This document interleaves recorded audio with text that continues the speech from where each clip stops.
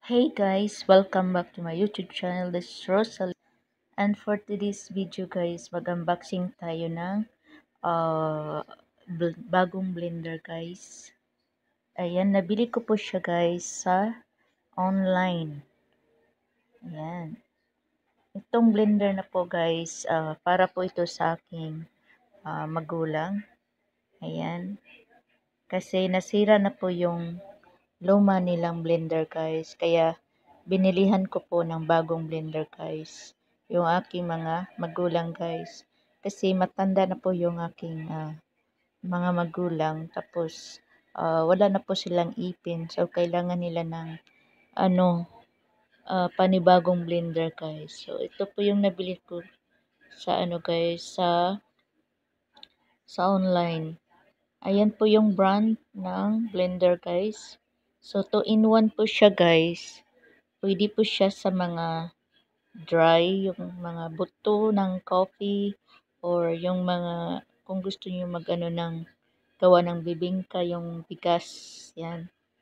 Saka yung mga prutas, yan po guys. So ito yung box niya guys. Maganda yung pagkabalot niya guys. Oh, talagang naka-bubble wrap siya guys. So ayan, buksan na natin guys.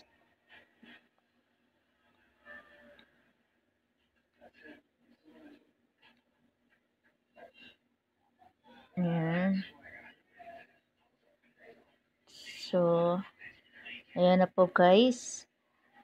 Meron siyang manual. At ayan guys, ang ganda pagkabalot niya guys. Naka-styro siya.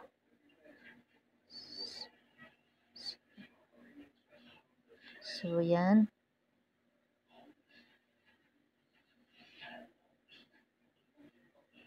Tanggalin natin yung styro. Ayan guys, so nakabalot siya ng mga guys, plastic talaga. So, ito yung guys, so ito yung picture. Ayan, sa blender. Ayan. So, pag nag-shake kayo ng pag naggawa kayo ng mga smoothie, yan, dito mo gawin. So, ito naman yung, niya, pinaka motor niya.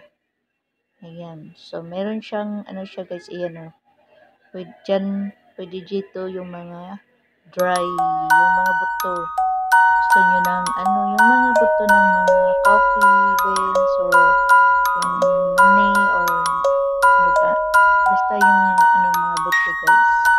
Pwede din yung bigas. So, ang ganda naman niya guys. So, ayan o. Sobrang ganda niya guys. At mukhang matibay naman. So, ayan po guys. So, siguradong matutuwa yung aking mga magulang nito guys. Napakaganda ng item nila. So, ayan. Sulit na sulit yung binayad ko dito guys. Mura lang siya. Kasi naka-sale sila. So, ang ganda guys.